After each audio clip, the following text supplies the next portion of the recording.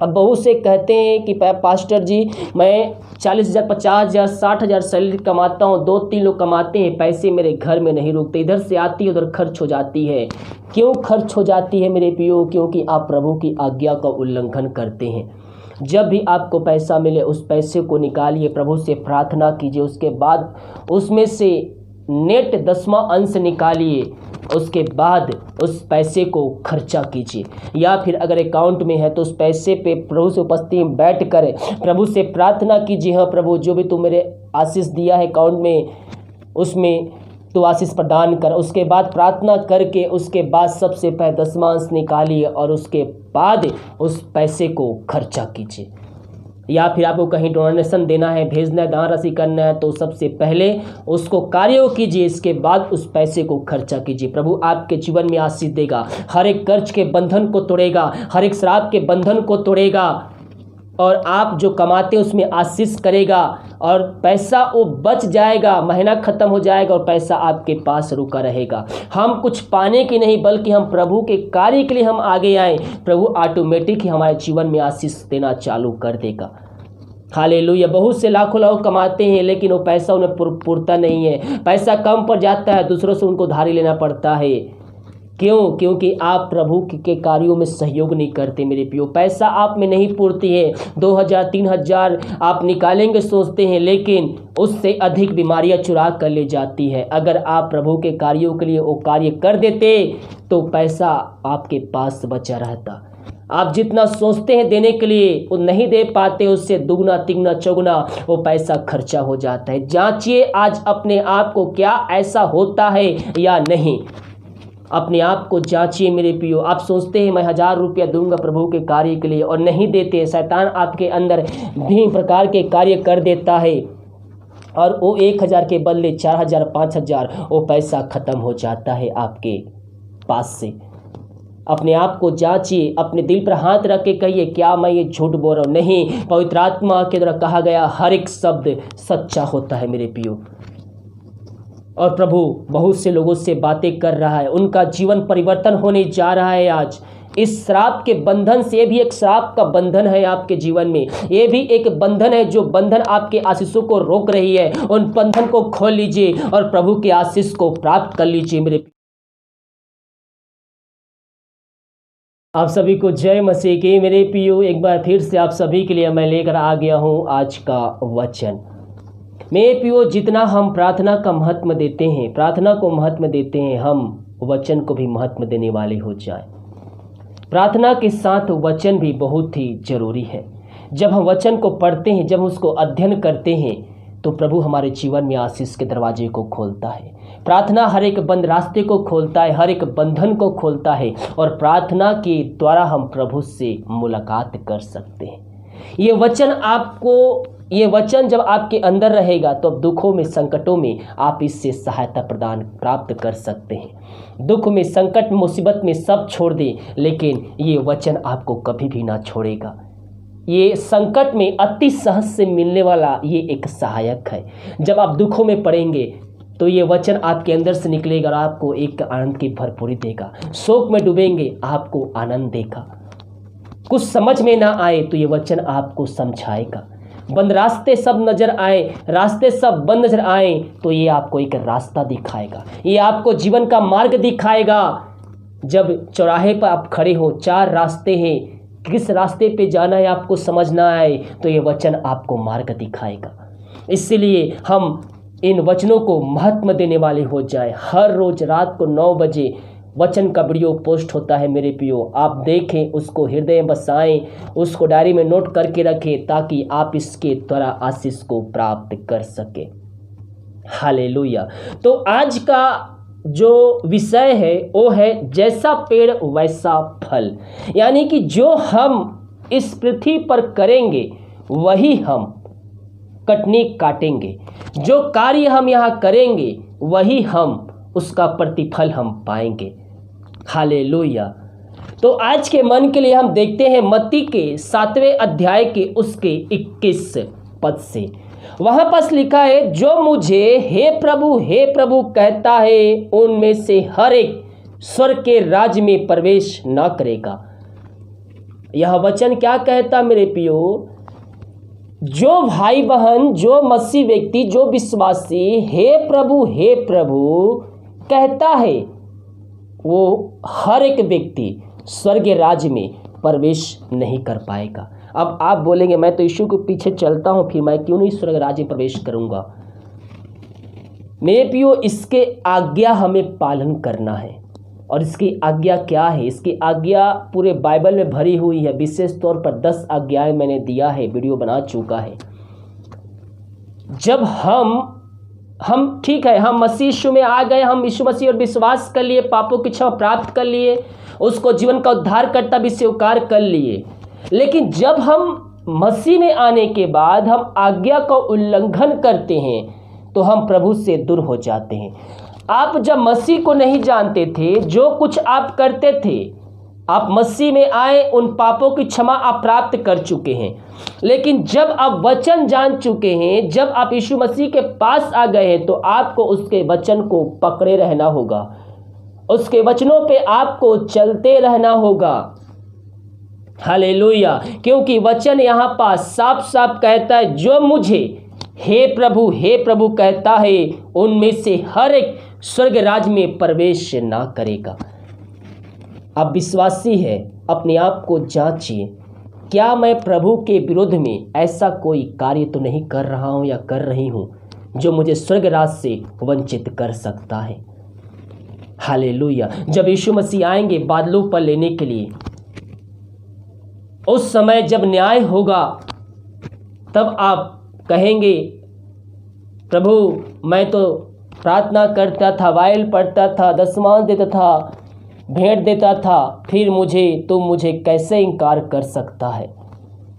मेरे प्रियो, हम प्रभु की आज्ञा पे चलने वाले हो जाएं। जब हम उसकी आज्ञाओं पे चलेंगे, तब प्रभु हमें, जब हम उसकी आज्ञाओं पे चलेंगे तो प्रभु हमें उसमें आशीष देगा। वो हमें पहचानेगा अपने पिता के सामने। अपने आप को जांचिए कि आप जब यीशु मसीह को जान चुके थे, आपका नाम जीवन के पुस्तक में लिखा जा चुका था, लेकिन जब आप मसीह यीशु में आए, उसके वचन से दूर हो गए, क्या आपका नाम आज भी जीवन के पुस्तक में लिखा है या नहीं?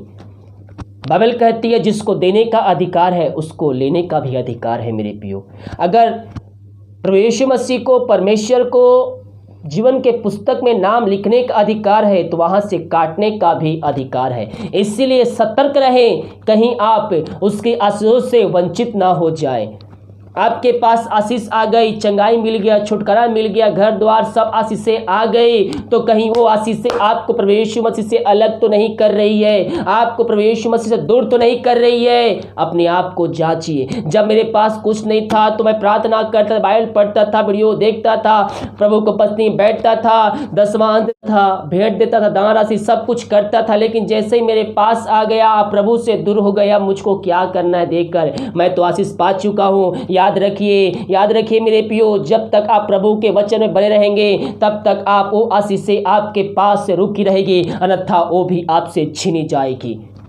क्योंकि यही वचन कहता है, जिसको देने का अधिकार है उससे लेने का भी अधिकार है। तो हम सतर्क रहें, कहीं हम अपनी आशीषें खो ना दें।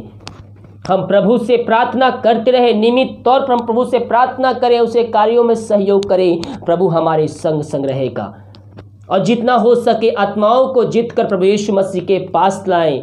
वीडियो को शेयर कीजिए, वचन को शेयर कीजिए, कोई ना कोई व्यक्ति देखेगा, उसको अपनी जीवन का उद्धारकर्ता स्वीकार करेगा। जब वो व्यक्ति यीशु मसीह को जानेगा तो प्रभु उसके बदले आपको आशीष प्रदान करेगा। और यहाँ कहता है, जो मुझे हे प्रभु कहता है, उसमें हर एक स्वर्ग राज में प्रवेश ना करेगा, परंतु वही जो मेरे स्वर्ग पिता की इच्छा पर चलता है। जो प्रभु की इच्छा पे चलता है, वही स्वर्ग राज्य में प्रवेश करेगा। उस दिन बहुत से लोग मुझसे कहेंगे, हे प्रभु, क्या हम तेरे नाम से भविष्यवाणी नहीं की और तेरे नाम से दुष्ट आत्माओं को नहीं निकाला, बहुत से आश्चर्यक्रम नहीं किए? तब मैं उस खुल कर कहूँगा, मैं तुमको नहीं जानता, हे कुकर्म करने वालों, मेरे पास से चले जाओ। प्रभु यीशु मसीह क्या कह के संबोधित कर रहे हैं? हे कुकर्म करने वालों, मेरे पास से चले जाओ। हालेलुया। कहीं आप भी उस शब्दों में सम्मिलित तो नहीं है जो प्रभु यीशु मसीह संबोधित कर रहे हैं? कुकर्म का काम तो नहीं कर रहे हैं आप कि आप प्रभु यीशु मसीह के नज़रों से गिर जाए, उसके उपस्थिति से आप दूर हो जाए। अगर आपने गलती किया है, जो व्यक्ति मसीह यीशु में आने से पहले गलती किया है, जब वो यीशु मसीह के पास आता है तो उसके पाप धुले जाते हैं। ये वीडियो जो भाई बहन देख रहे हैं, जो नए मसीह है, आप अपने मन को फिराकर प्रभु यीशु मसीह के पास आइए, लेकिन उनको सतर्क रहने की जरूरत है। जो पहले से मसीह यीशु में आ चुके, अपने मन को फिराकर पापों की इच्छा प्राप्त करके यीशु मसीह को अपने जीवन का उद्धारकर्ता स्वीकार करके उसके पास आ गए हैं और प्रभु के वचन को जानते हुए भी उसको अनजान बन रहे हैं, प्रभु के वचन को जानते हुए भी उसको फॉलो नहीं कर रहे हैं, तो प्रभु आपको इनकार कर सकता है अपने पिता के सामने। हालेलुया। इसीलिए सतर्क रहे कि मेरी आशीष से, मेरी चंगाई, मेरी छुटकारा कहीं आपसे छिन ना जाए मेरे पियो। हालेलुया। आप आज आशीष प्राप्त कर चुके हैं, यह आपकी योग्यता से नहीं है, ये प्रभु के अनुग्रह से आपको मिला है, प्रभु के द्वारा मिला है, तो उसको संभाल के रखिए। प्रभु आपको इसमें और भी आशीषें प्रदान करते जाएगा। हालेलुया। एक वचन और हम देखेंगे। बहुत से लोग कहते हैं मुझको पवित्र आत्मा नहीं मिलता है। जब हम सच्चाई, ईमानदारी के साथ हम पवित्र आत्मा मांगेंगे, हमारे अंदर लालसा होनी चाहिए किसी भी चीज को प्राप्त करने के लिए, और जब हम विश्वास के साथ, हम सच्चे मन सच्चे दिल से हम मांगते हैं, तो प्रभु हमारे जीवन में आशीष को भेजता है। क्योंकि उसका वचन कहता है, मत्ती 7 के 7वें अध्याय से, मत्ती 7 के 7 पद से पढ़ेंगे तो वहां पास लिखा है, मांगो तुम्हें दिया जाएगा, ढूंढो तुम पाओगे, खटखटाओ तुम्हारे लिए खोला जाएगा। क्योंकि जो मांगता है उसे मिलता है, और जो ढूंढता है वह पाता है, और जो खटखटाता है उसके लिए खोला जाएगा। हम प्रभु से मांगने वाले हो जाए मेरे पियो। हालेलुया। और यह है, तुम में ऐसा कौन मनुष्य है, यदि उसका पुत्र उससे रोटी मांगे तो वह उससे पत्थर दे, और मछली मांगे तो उसे सांप दे। अतः जब तुम बुरे होकर अपने बच्चों को अच्छे वस्तु देना चाहते हो, तो मांगने वालों को स्वर्ग पिता पवित्र आत्मा क्यों ना दे। हम मांगने वाले हो जाए मेरे प्रिय। वचन कहता है, इस कारण जो कुछ तुम चाहते हो कि मनुष्य तुम्हारे साथ करे, तुम भी उसके साथ वैसा ही करो। हालेलुया। तो प्रभु यीशु मसीह हमें पवित्र आत्मा का दान देने के लिए तैयार है। अपने दिल को खोलिए, उसको अपने हृदय में बसाइए मेरे पियो। वो सच्चा परमेश्वर है। अब बहुत से कहते हैं कि पास्टर जी, मैं 40,000, 50,000, 60,000 सैलरी कमाता हूँ, 2-3 लोग कमाते हैं, पैसे मेरे घर में नहीं रुकते, इधर से आती है उधर खर्च हो जाती है। क्यों खर्च हो जाती है मेरे पियो? क्योंकि आप प्रभु की आज्ञा का उल्लंघन करते हैं। जब भी आपको पैसा मिले उस पैसे को निकालिए, प्रभु से प्रार्थना कीजिए, उसके बाद उसमें से नेट 10वां अंश निकालिए, उसके बाद उस पैसे को खर्चा कीजिए। या फिर अगर अकाउंट में है तो उस पैसे पे प्रभु से उपस्थिति में बैठ कर प्रभु से प्रार्थना कीजिए, हाँ प्रभु जो भी तू मेरे आशीष दिया है अकाउंट में, उसमें तो आशीष प्रदान कर। उसके बाद प्रार्थना करके उसके बाद सबसे पहले 10वां अंश निकालिए और उसके बाद उस पैसे को खर्चा कीजिए। या फिर आपको कहीं डोनेशन देना है, भेजना है, दान राशि करना है, तो सबसे पहले उसको कार्य कीजिए, इसके बाद उस पैसे को खर्चा कीजिए। प्रभु आपके जीवन में आशीष देगा, हर एक कर्ज के बंधन को तोड़ेगा, हर एक श्राप के बंधन को तोड़ेगा, और आप जो कमाते हैं उसमें आशीष करेगा, और पैसा वो बच जाएगा, महीना खत्म हो जाएगा और पैसा आपके पास रुका रहेगा। हम कुछ पाने की नहीं, बल्कि हम प्रभु के कार्य के लिए हम आगे आए, प्रभु ऑटोमेटिक ही हमारे जीवन में आशीष देना चालू कर देगा।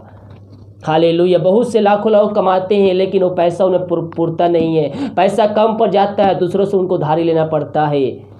क्यों? क्योंकि आप प्रभु के कार्यों में सहयोग नहीं करते मेरे प्रियो। पैसा आप में नहीं पूर्ति है, 2,000 3,000 आप निकालेंगे सोचते हैं, लेकिन उससे अधिक बीमारियां चुरा कर ले जाती है। अगर आप प्रभु के कार्यों के लिए वो कार्य कर देते तो पैसा आपके पास बचा रहता।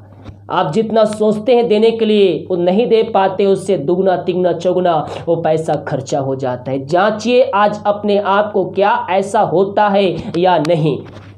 अपने आप को जांचिए मेरे प्रियो। आप सोचते हैं मैं 1000 रुपया दूंगा प्रभु के कार्य के लिए और नहीं देते। शैतान आपके अंदर भी प्रकार के कार्य कर देता है। और वो 1,000 के बदले 4,000 5,000 वो पैसा ख़त्म हो जाता है आपके पास से। अपने आप को जांचिए, अपने दिल पर हाथ रख के कहिए क्या मैं ये झूठ बोल रहा हूँ? नहीं, पवित्र आत्मा के द्वारा कहा गया हर एक शब्द सच्चा होता है मेरे प्रियो। और प्रभु बहुत से लोगों से बातें कर रहा है, उनका जीवन परिवर्तन होने जा रहा है आज। इस श्राप के बंधन से, ये भी एक श्राप का बंधन है आपके जीवन में, ये भी एक बंधन है जो बंधन आपके आशीषों को रोक रही है। उन बंधन को खोल लीजिए और प्रभु के आशीष को प्राप्त कर लीजिए मेरे प्रियो। आइए प्रार्थना। धन्यवाद यीशु, धन्यवाद यीशु। ओ रिस्से खराबा हुल राबा रिक खराबा रक्तम जयम। धन्यवाद यीशु, धन्यवाद यीशु। धन्यवाद देते पिता इस सुंदर वचन के लिए पिता। हाँ प्रभु, जो वचन बोया गया है पिता, प्रभु जी इस वचन के द्वारा बहुतों का जीवन तो परिवर्तन कर चुका है। आज हम धन्यवाद देते हैं पिता परमेश्वर। मेरे प्रियो प्रभु से प्रार्थना कीजिए, अपनी गलतियों की क्षमा उससे मांगिए, उससे वादा कीजिए हाँ प्रभु मेरे गलतियों को धोकर शुद्ध और पवित्र कर, मुझे माफ़ी दे, मैं अब ऐसा गलती नहीं करूँगा, नहीं करूँगी, मैं तेरी आज्ञाओं को पालन करूंगी। मेरे प्रियो हम प्रभु से प्रार्थना करें सच्चाई के साथ, ईमानदारी के साथ उसके उपस्थिति में बैठे। प्रभु आशीष देने के लिए तैयार है। प्रभु नहीं चाहता है कोई भी मनुष्य मेरे आशीष से वंचित रहे, लेकिन मनुष्य शैतान की चालों में फंसकर परमेश्वर के आशीष से वंचित हो जाता है। वो हमें देगा, हर एक आशीष देगा, समय पे देगा। हम इंतजार करें। जितना लंबा प्रार्थना रहेगा उतनी बड़ी आशीष आपके जीवन में आएगी। धन्यवाद यीशु, धन्यवाद यीशु, धन्यवाद यीशु। इन सारे भाई बहनों को हम तेरे हाथों में सौंपते हैं पिता। जो पैसा कमाते हैं पिता, उस पैसे को हम आशीष करते हैं। इनके सैलरी पे, इनके नौकरी पे, इनके बिजनेस पे, इनके शॉप में हम तेरे नाम से आशीष करते हैं पिता। हम आशीष की घोषणा करते हैं प्रभु जी। तेरे नाम की महिमा इनके जीवन प्रकट होने पाए इसी दिन पिता परमेश्वर। ओ रिस्सी खराबा हुल राबा रिक खराबा, जो पिता परमेश्वर बंधन इनके जीवन में बंधे हैं पिता, उन बंधनों को हम तेरे नाम से तोड़ते हैं और इनको हम छुटकारे की हम घोषणा करते हैं पिता परमेश्वर। तेरे नाम की महिमा इनके जीवन में इसी दिन प्रकट होने पाए। तेरे नाम की महिमा आज इनके जीवन में प्रकट होने पाए पिता। हर एक बंधन को तोड़ा पिता परमेश्वर, हम धन्यवाद देते हैं। पवित्र आत्मा कर इनकी अगुवाई कर प्रभु जी, वचन पे चेहरे रहने, वचन बैर रहने पिता, यही प्रार्थना करते हैं। प्रार्थना सुना, धन्यवाद यीशु के नाम पिताजी आशीष मांगते हैं, यीशु दया से ग्रहण कर। आमीन, आमीन और आमीन। हालेलुया। मेरे प्रियो आपको इस बंधन से आज़ाद होने की जरूरत है। ये एक श्राप का बंधन है, ये आपको बांध देता है और आशीषों से वंचित कर देता है। हालेलुया। वीडियो को लाइक कमेंट सभी ताकि और भाई बहन यीशु मसीह को जानकर अपने जीवन का उद्धार करता स्वीकार कर सके। God bless you.